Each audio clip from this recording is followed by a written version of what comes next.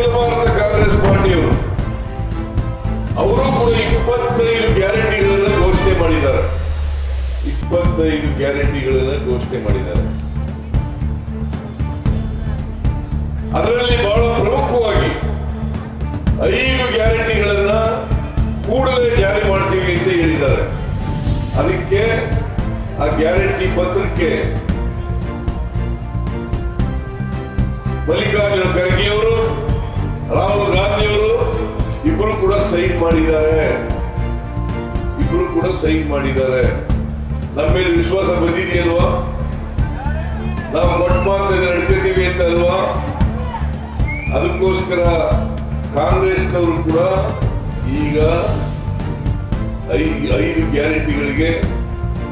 ಗ್ಯಾರಂಟಿಗಳ ಯೋಜನೆಗಳ ಪತ್ರವನ್ನ ಇವತ್ತು ಎಲ್ರಿಗೂ ಕೂಡ ಹಂಚತಕ್ಕಂಥ ಕೆಲಸವನ್ನು ಮಾಡ್ತಾ ಇದ್ದಾರೆ.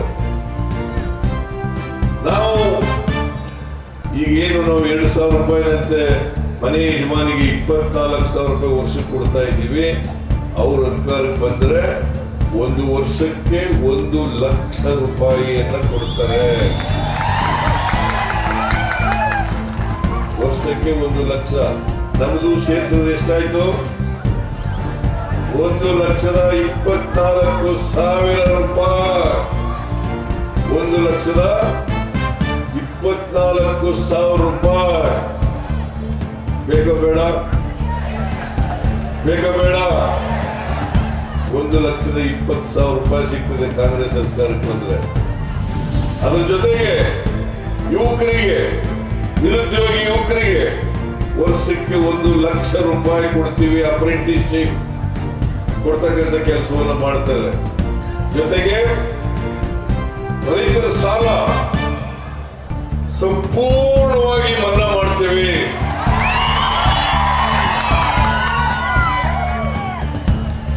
ನಿಮಗೆ ರೈತರ ಸಾಲ ಮನ್ನಾ ಮಾಡಬೇಕಾ ಬೇಡ?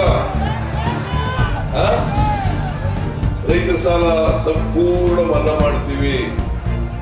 ಮನಮೋಹನ್ ಸಿಂಗ್ ಅವರು ಇರುವಾಗ ರೈತರ ಸಾಲ 72,000 ಕೋಟಿ ರೂಪಾಯಿಗಳನ್ನ ಮನ್ನಾ ಮಾಡಿದ್ರು. ಎಷ್ಟು ಮನ್ನಾ ಮಾಡಿದ್ರು? 72,000 ಕೋಟಿ. ಅದಾದ್ಮೇಲೆ ನಾನು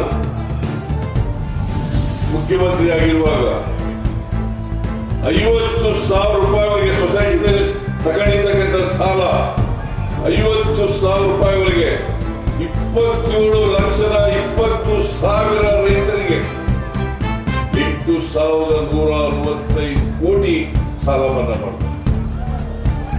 ಹೌದಲ್ಲ? ಸಾಲ ಮನ್ನಾ ಮಾಡಿದೆ. 10 ವರ್ಷ ನರೇಂದ್ರ ಮೋದಿ ಅವರು ಈ ದೇಶದ ಪ್ರಧಾನಮಂತ್ರಿ ಆಗಿದ್ರಲ್ಲ, ಯಾವನಾದ್ರು ಸಾಲ ಮನ್ನಾ ಮಾಡಿದ್ರ?